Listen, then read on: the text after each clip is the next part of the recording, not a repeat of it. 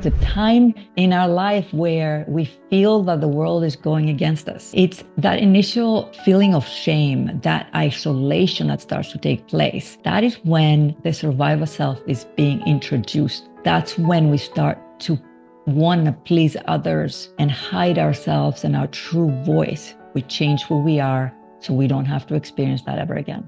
I had made so many dreams come true, but there was one thing that I had abandoned through that original self that my survivor self had told me, what do you have to complain about? You have created work that has helped thousands of people, and you're considering not teaching life reentry again. Do you know how many people would give everything to have what you have?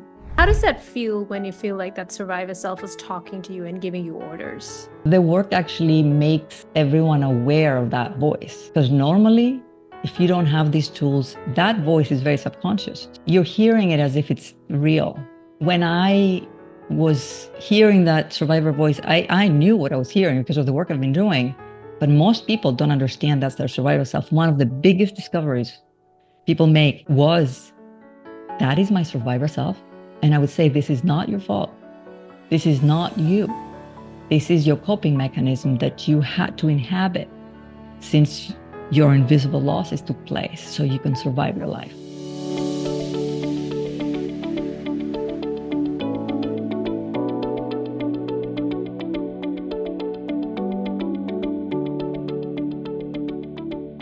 Hello, everyone. Welcome to the Dreamcatcher podcast, a place where your dreams can find a voice. I'm your host, Celine Chenoy. Thank you to all of you who return every week to tune in to become a better version of yourself. Make sure you hit subscribe if you haven't already, and rate our show if you enjoy this episode.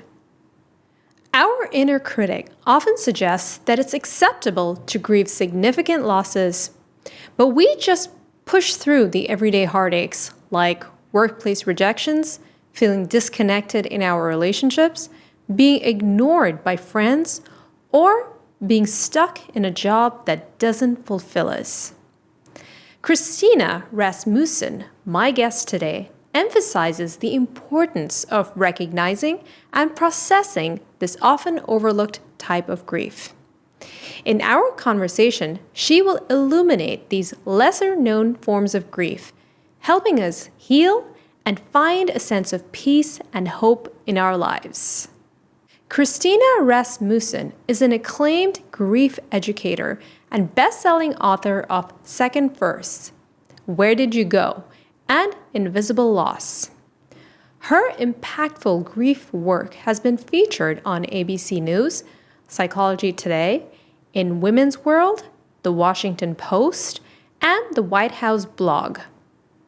Christina created the Life Reentry process, which launched her on a mission to bring compassion, grace, and validation to thousands while simultaneously establishing an exit from what she termed the waiting room.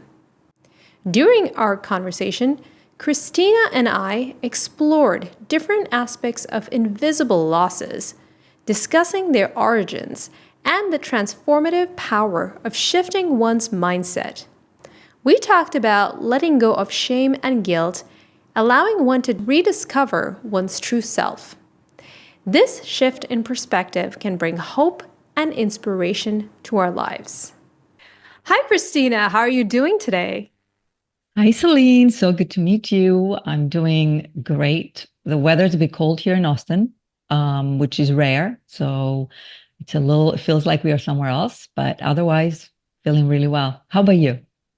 I'm doing very well. You said it's cold in Austin, Texas, I right? know that sentence is not right somehow, right? It is cold. It's 20, it was 28 degrees this morning. So that's cold for Texas. Very cold. But no matter what the weather is in our town, here we are.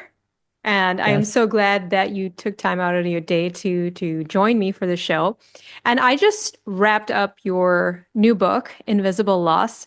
And I must say that your approach to this, frequently ignored pain that a lot of us experience now and then is unique. I've never heard anything like it before. And I love the framework that you laid out. And I believe it's incredibly relevant, especially Yeah. given the rise in mental health issues in our society. But I'd love to know, what exactly is it that inspired you to write this book at this moment?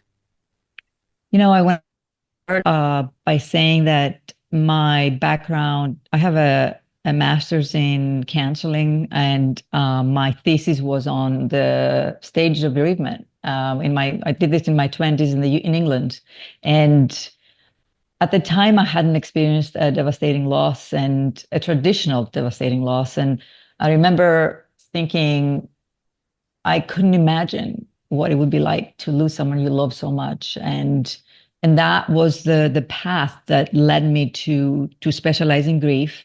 What I didn't know at the time was that I would lose my first husband very young. He was 35 when he passed. And and I would learn about grief in a personal way. Because of those two parallels, I thought to myself, the universe, God, whatever you believe in, obviously had a plan for me. And it was destined that I would spend my life helping others through loss, through grief, the traditional version of grief. So as I started doing the Life Reentry work, which I created, I coined the term the waiting room. I started, Celine, it was incredible to start seeing something that I did not expect. It was like a discovery. I would put through people through this framework, and we would find our way out of what I call the waiting room, the place in between the life we leave behind because of a devastating loss and the life we could have after. There are millions of people who actually stay in that place between, thinking that's their new life. But all it is, it's this survival experience. So I would help so many people, usher them, help them out of the waiting room. And then I would see them come back. And the very first thought was, of course, we've been told grief lasts forever. But that statement was shadowing the true nature of the reason to come back to the waiting room was. One of the exercises that I do is called the cleanse. And the cleanse is um, a processing, an ability to process your thoughts and your real thoughts, your unfiltered thoughts, and write them down. And what I did in class is that everyone would share that unfiltered part of themselves. And we all started seeing this other type of loss that we don't talk about. And that was I had been doing that work for 3 or 4 years. It was around 2014, 15, when I really started seeing something that was invisible. I couldn't see it. It had no name. It had no specific event that we could say, oh, this is why you're coming back to survival mode. This is why you feel fear. This is why you're feeling like you can't be happy. We couldn't find it at first. And with this cleanse, which is the first step to the framework, with this cleanse and with this collective um, witnessing of people coming together, we started seeing, and I'm saying we because none of this work, Celine, would have been possible without the thousands of people who have done this work, and they were courageous to share their true, unfiltered survivor self that I talk about, the survivor part of us that is trying to make it through in life. And through that, we were able to see that the reasons why people were coming back in that stuck mode, in that place in between, were moments of impact that had taken place even prior to their traditional loss.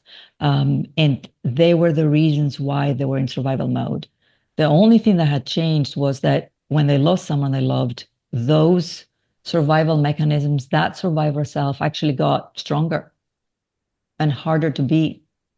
And it was harder to leave the waiting room. That was the only difference. It just got worse for everyone. Yes. So I hope that Yeah, translates. thank you for giving us an Yeah. overview. Yeah. And first of all, I just want to say I'm very sorry for your loss. It's a Thank you. really young Thank you. age to lose Yeah. someone you love so much.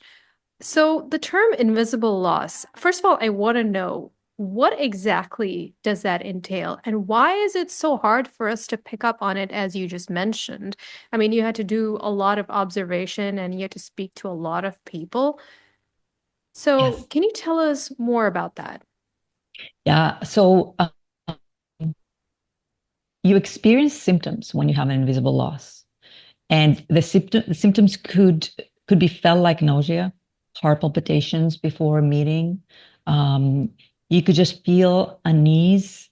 You can see yourself starting to please other people or saying things you don't really mean just to.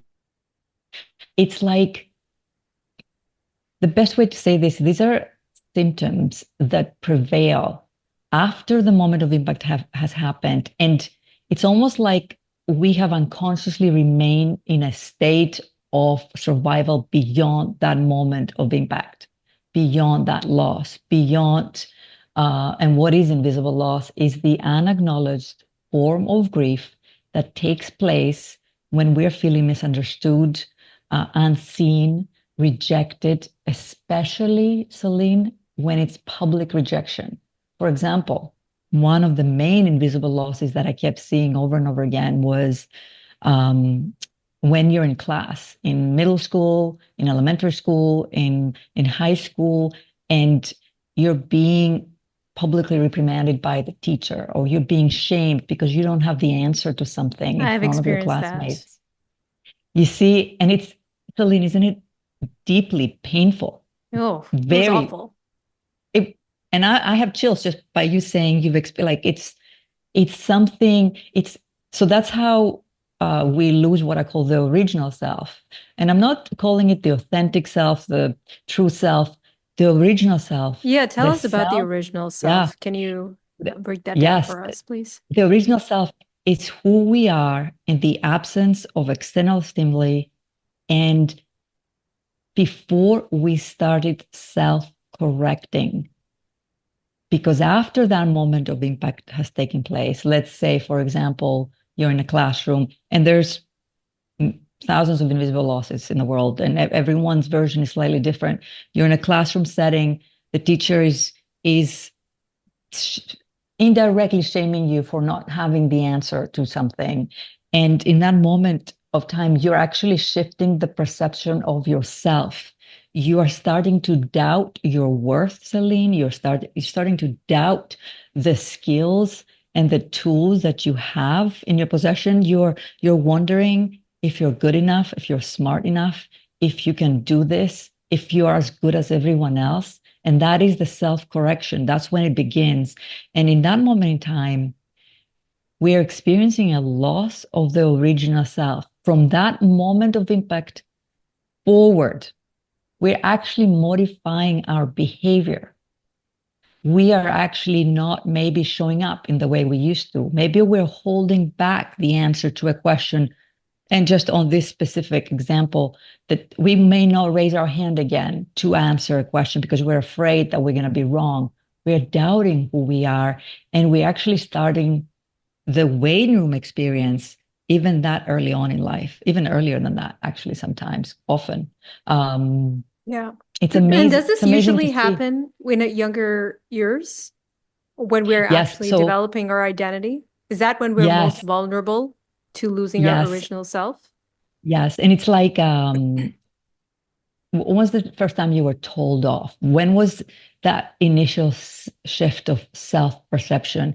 When was that initial division of the self versus the world? Right? Remember, Yeah. there's a time in our life where we feel that the world is going against us in one way or another, whether it's the kids at school, whether it's a friend, whether it's someone we trusted, whether it's a parent, a sibling. Everyone has had an experience of some kind. And it's that initial feeling of shame, that isolation that starts to take place. That is when the survivor self is being introduced. That's when we start to want to please others and hide ourselves and our true voice. We lose who we are.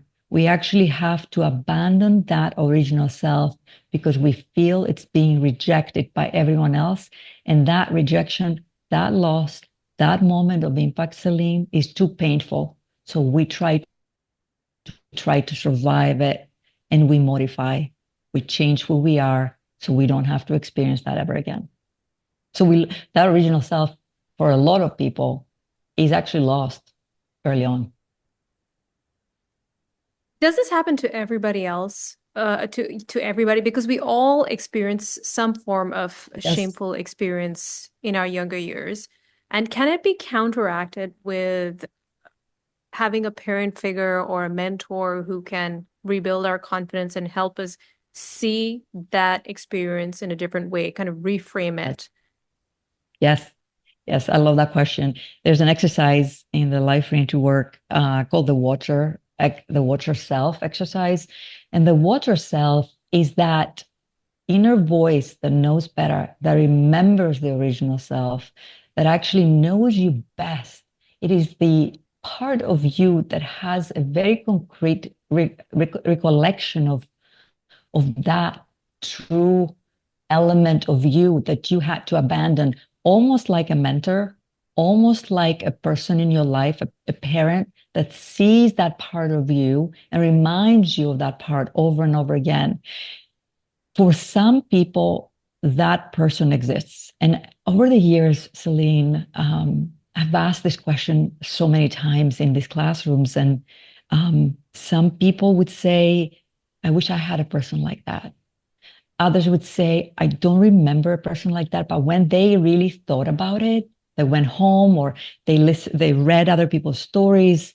They said, you know what? There was this one person in my church, or this teacher aide. Like it's so much in the background, and because they have been in survival mode for so long, actually, what happens to our memories of positive experiences and positive moments of impact, they're getting actually squashed. But the memories we need to survive, which are fear-based memories, so we are not stepping outside of that waiting room, because the more risk we take, the more loss we will experience. So the brain actually, when I was reading that, because I was trying to understand, why are we squashing those good memories? Why are we taking away those moments of impact that actually are positive? And Selena had discovered, and there's been a lot of studies being done around this and research, that the brain is actually wants you to recall memories that are keeping you safe and not that are keeping you thriving. Because if you are remembering that you're thriving, that you can thrive, that you remember your original self, and you remember that you actually do have the answer, you are going to raise that hand back up in that classroom, and you're going to put yourself at risk, and you may be shamed again. So the brain says, I don't want to remember that I know this answer. I don't remember my skills and my smartness and my ability to conquer the world. I need to remember that there's a bear outside my house. Yeah. And if I leave, to protect yourself, you get into just survival mode, basically. It's exactly like that. Yeah. Hello, everyone. I'm excited to announce the upcoming launch of my new book titled The Nomadic Soul, a seeker's guide to finding a sense of self and belonging in the modern world, which highlights a profound yet often unexplored part of your identity that holds the key to everything from answering your biggest questions to finding deeper meaning and joy in everyday life. Visit thenomadicsoulbook.com to learn more, download a free chapter, or to buy a copy. You mentioned the waiting room. Yes. Tell us more about that. How do we actually get there? How do we stay trapped in it for the duration until we finally realize that we don't need to be here anymore, and we actually call in the watcher and the thriver, which we'll talk about a bit later? How do we know that we're actually stuck in there? So I could have written a whole book about the waiting room. I am so fascinated by it, and I have seen so many versions of it, Celine. And not only through other people's journeys, but my own experience as well. The person who understands and knows the waiting room the most. And I'm such a student of others. So I have witnessed so many waiting rooms, and I have blind spots to it as well. So waiting rooms there's a huge spectrum, can vary. You can actually appear as if you have your life figured out, not only from the outside, but from the inside as well. Like you're in a good relationship, you're successful at your work, you're healthy in your body, you're taking care of your health, you have lots of self-care, your house looks organized and tidy. There are basic forms of waiting rooms, basic forms where I remember one of the very first waiting rooms I found in someone else's life was in the early years of my work when I used to see private clients. And it was around 2010, 2011. I had this client who was very successful. She looked amazing in the world. And what I didn't know, and I would see her in all these different sessions, and at the time, my understanding of the waiting room and my understanding of the survivor self was very early day. I knew I was seeing something, but I didn't know what I was seeing. I remember paying a visit to her house to have a session at her home. Those days we would see our clients in person. It was very different life, a very different experience, right? And her whole house was in boxes. There was nothing unpacked. She had moved. Yeah, she had moved like a year ago to this new apartment, but there was nothing unpacked, very little. And I was like, wow.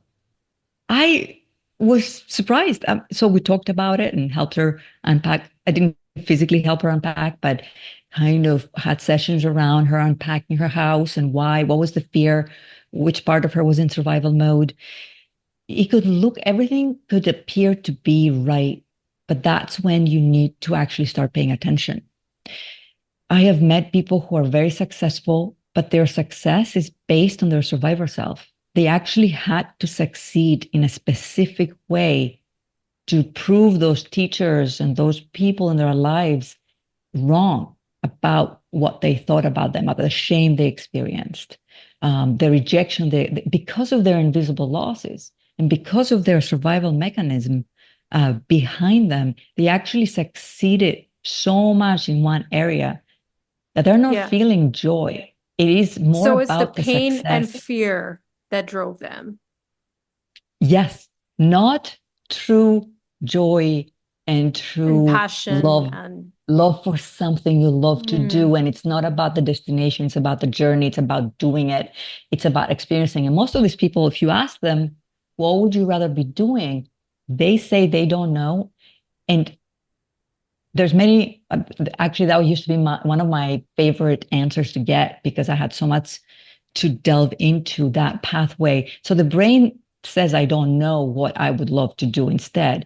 And this is partially true because the person has spent so much time succeeding in this one way, surviving in this one way, believing in life in this one way, completely forgetting who they really are. So they don't know the answer to that.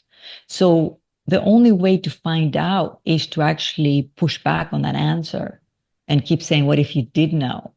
What if there was one yes? What would it be? And do a lot of coaching throughout in my early coaching years. I would push back that way with all the questions to find that answer. And slowly they can find their way back to loving something, but they don't even know what that means for them in their life. So before we even go there, we have to understand and become aware that maybe someone's massive success is the biggest waiting room they've ever been to. And it's comfortable in many ways, even though it's uncomfortable in others. Interesting. And these are the people who are usually really successful. You know, you look at them, they seem to have it. They seem to have it all, right? Yes. But inside, they don't feel happy and they feel like something is missing in their life. They feel the sense of void. They're running. Are these the people who are usually in the waiting room of success? That's the waiting room of success where, they're not doing it for the joy of because it's pleasure, it's survival. They actually, my gosh, it's amazing to see the indirect pain that takes place. Um, when you are so influenced by your survivor self, the questions you're asking every day are not questions like, what would I like to do right now? It would be, what do I need to do? So it's not what I want to do, it's what do I need to Interesting. do. Yeah, it is not the want. What do I want? What do I want for myself? And I mean, when I describe my own journey in exiting one of my biggest waiting rooms, it's almost like we are hypnotized in that survival mode. And we have been trained and taught from all around us to want things that are based on a collective survivor voice. So there's a collective version of that survivor self that exists within, because everyone around us, and I know it sounds very dramatic, Celine, but most people around us are surviving. It's very rare to see someone who is not surviving. And when we are seeing someone making choices based on not logic, the logic we think exists, but based on what they need to do for themselves in order to feel happiness, it's actually hard to understand it when we're looking at it from outside. So when I had to take some completely different directions in my life, it took me actually a long time that's why I plugged in. And when people hear framework in my life, they're probably thinking, oh, she probably doesn't really mean. I use it. I used it with my own therapist, Celine. Like I'm like, this is the way my brain works. This is the way I understand the world. This is the way I talk about. So we talk about the survivor self. We're using my work in my therapy sessions. I have a great therapist. She's open to doing it whichever way works, right? But even though I was making a lot of dreams come true, I had written 3 books. I had written 2 books, and I was in the process of writing my third book. My work went through 2 major clinical trials, and the results are about to come out in this next few months. It got substantial funding. Scientists researched and studied this life reentry work. I mean, I had achieved so many things. I had made so many dreams come true, but there was one thing that I had abandoned through that original self that my survivor self had told me, what do you have to complain about? You have re-entered your life after your first husband passed away. You've raised your children. You created work that has helped thousands of people, and you're considering not teaching life reentry again. Do you know how many people would give everything to have what you have? And I struggled with that survivor self statement. That was the loop. That was what was keeping me in my own version of the waiting room. How do I free myself from that? And it was a very, very hard journey. And how does that feel when you feel like that survivor self is talking to you and giving you orders? Yeah, so the work actually makes everyone aware of that voice. Because normally, if you don't have these tools, that voice is very subconscious, Celine. You're not actually hearing it like that. You're hearing it as if it's real. Like, gosh, I can't. What am I thinking? You're not labeling, you're not distancing yourself from what is happening. You're not able to pick out that survivor pattern. And you know, in the book, we talk about mental stacking and how we can actually find that survivor pattern and exit that loop so we can leave that waiting room. And when I was hearing that survivor voice, I knew what I was hearing because of the work I've been doing.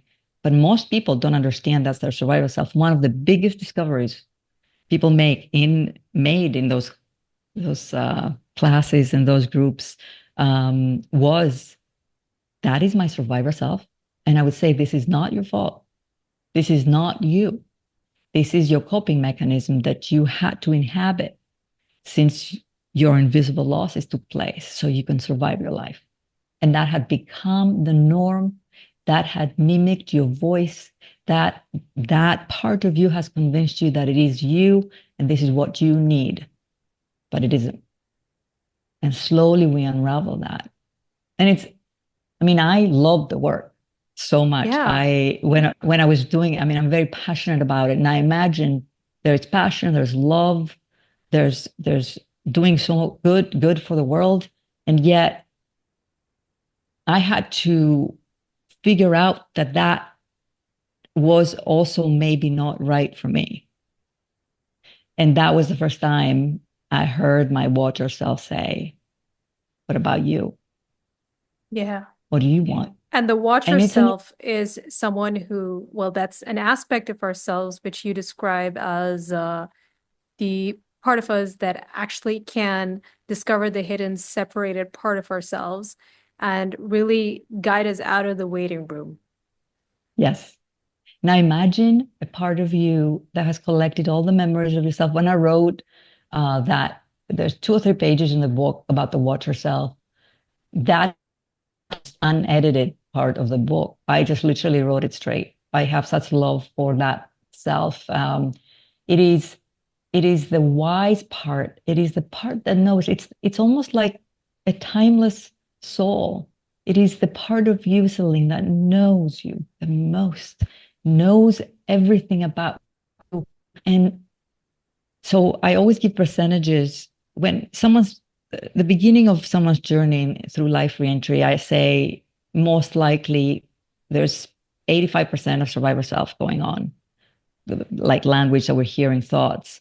There is around 10% of watcher, maybe 5% of thriver self, which is the kid-like, playful. That's the closest to the original self in an action-oriented form, in a behavior, in like taking action, living life form of the three selves.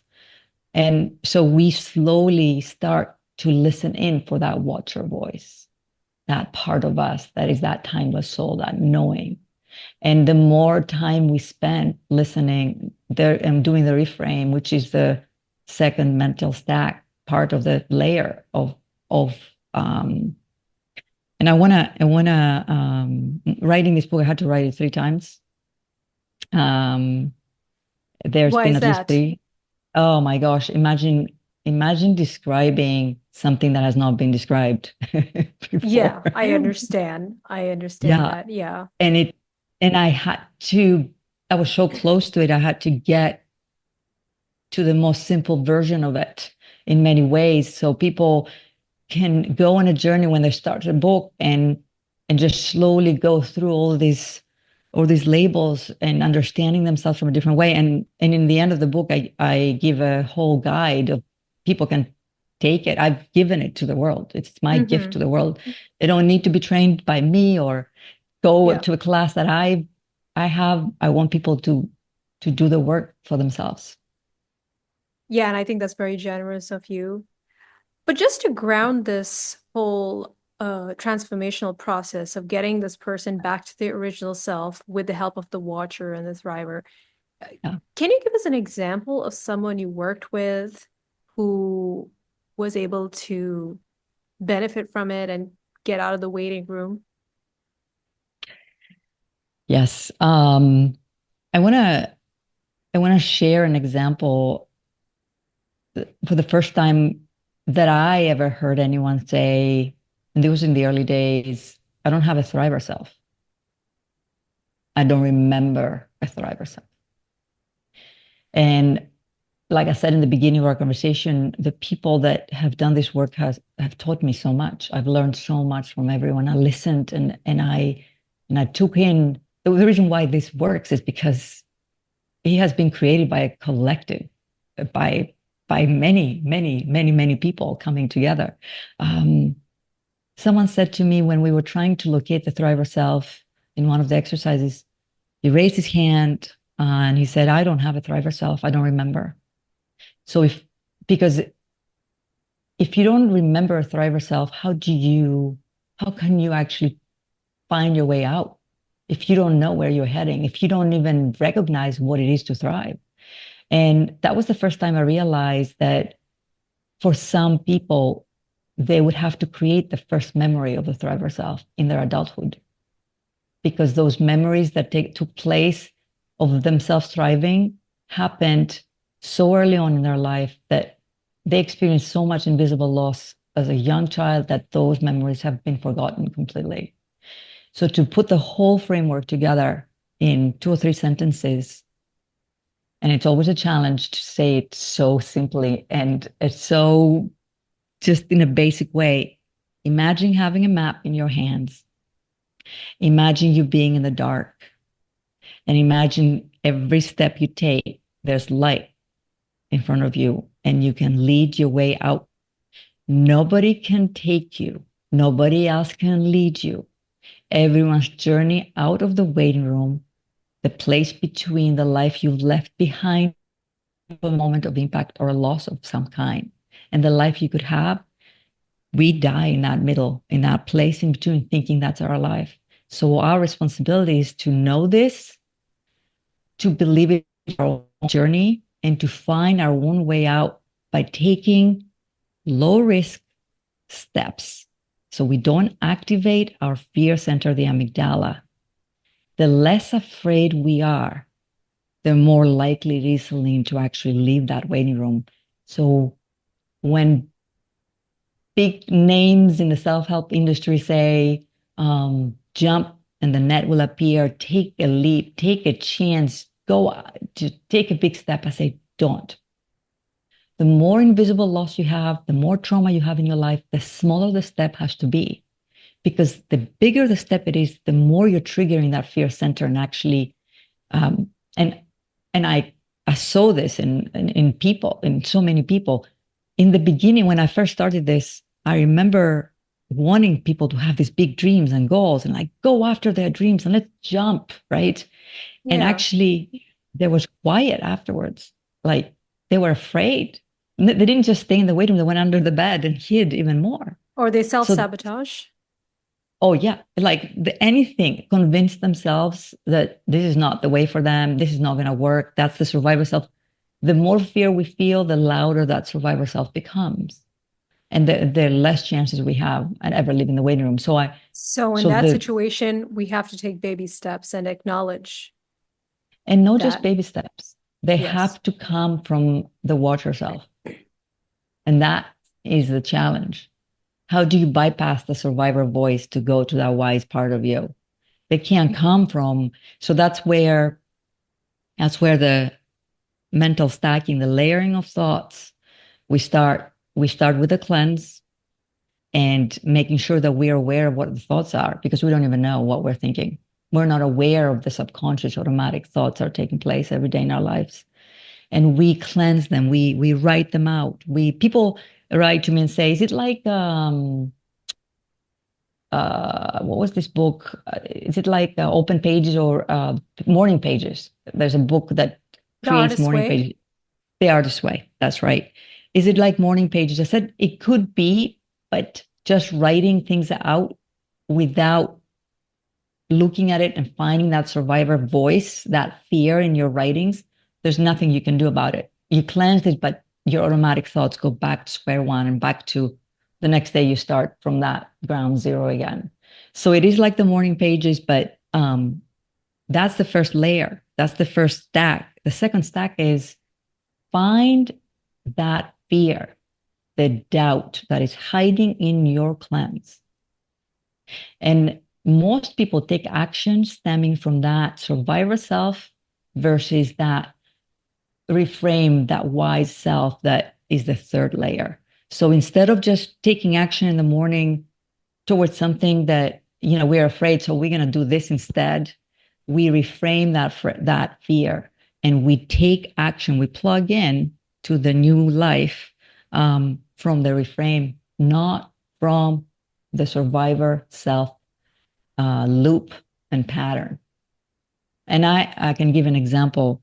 Let's Yeah. say um, I love the work I do. I'm very passionate about it. I get to help so many people. It is a dream come true. And I live my life based on this work. I write books, I teach, I take steps towards that path. How do I find my fear when I'm living this dreamlike life? And how do I change it and believe the watcher self? And I take action from there.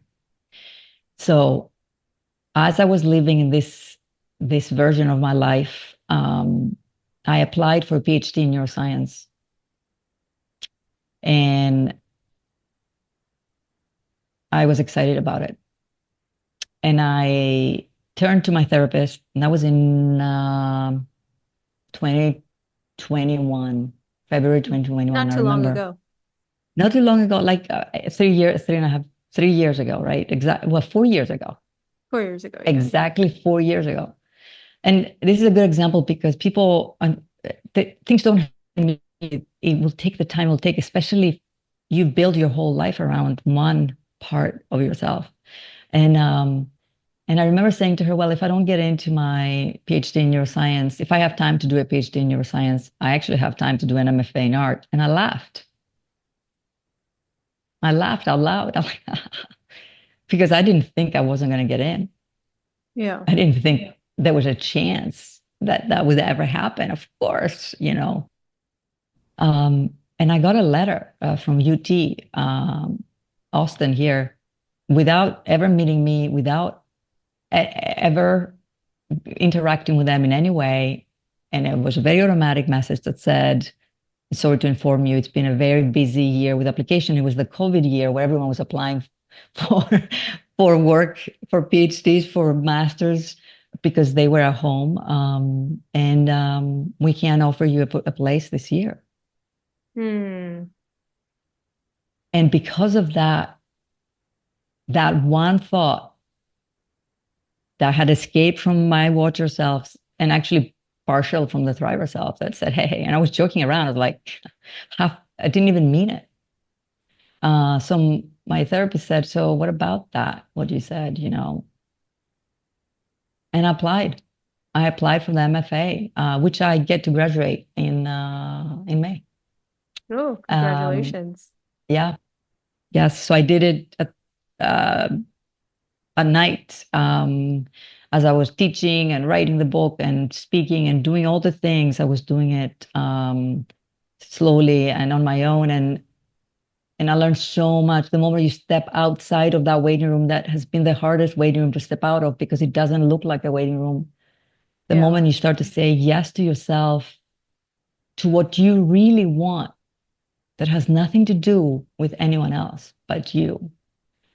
Once you taste that original self again, there's no going back, Celine.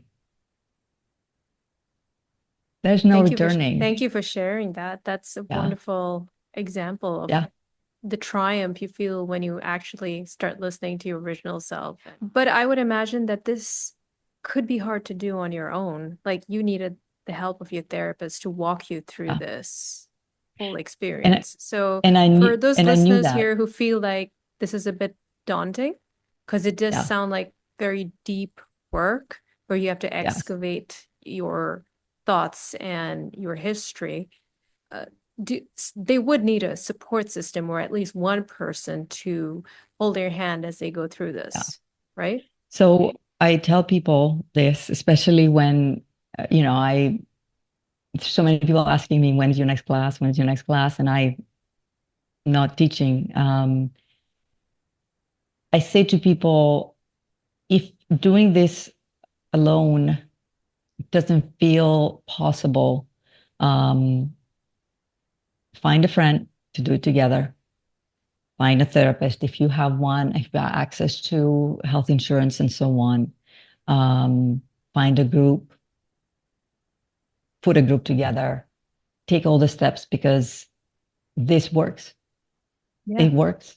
And I get a say copy of your this, book. yes, yes, and I want to sit here, Celine, and say anyone who buys the book, it has nothing to do with me. I am not sitting here because I want to sell books. I want to further my career. I am transitioning in my career. I'm doing this because I want whoever is listening to change their life. This is it. And it works. It works. And it's incredible to see. And I have stories, I mean, so many stories of invisible losses that were impossible to even consider and see. And the moment you receive validation from others that it is worthy of witnessing, worthy of acknowledgement, how you felt in that moment in time in that classroom, how you had to deny and doubt yourself ever since, how it makes you feel very uncomfortable when you go and you do public speaking. How, like, and I'm guessing, I don't know, right? Whoever is experiencing this, once you've received a validation in some form, even on its own can be validating to know that this is a real thing. And I said, when I was writing this, I said to myself, one day this will have a name and it will no longer need to be called invisible loss. This will have some kind of label because we finally have agreed that this is legit Is and it it's a legit? Yeah. real loss, Yeah. especially in a modern society where the dangers don't look like they used to a long time ago. Exactly. Well, Christina, thank you so much for giving a name to this because we truly, truly need it right now. I really think that the work that you're doing is valuable and it's vital. It is really, really needed. And it's just been such a pleasure speaking to you. Thank you so much for being here. Thank you so much for having me. And I had a lot of fun having this conversation. Thank you. And if you want to purchase a copy of Christina's book, Invisible Loss, Recognizing and Healing the Unacknowledged Heartbreak of Everyday Grief, please visit her website, christinarasmussen.com. The link will be in the show notes.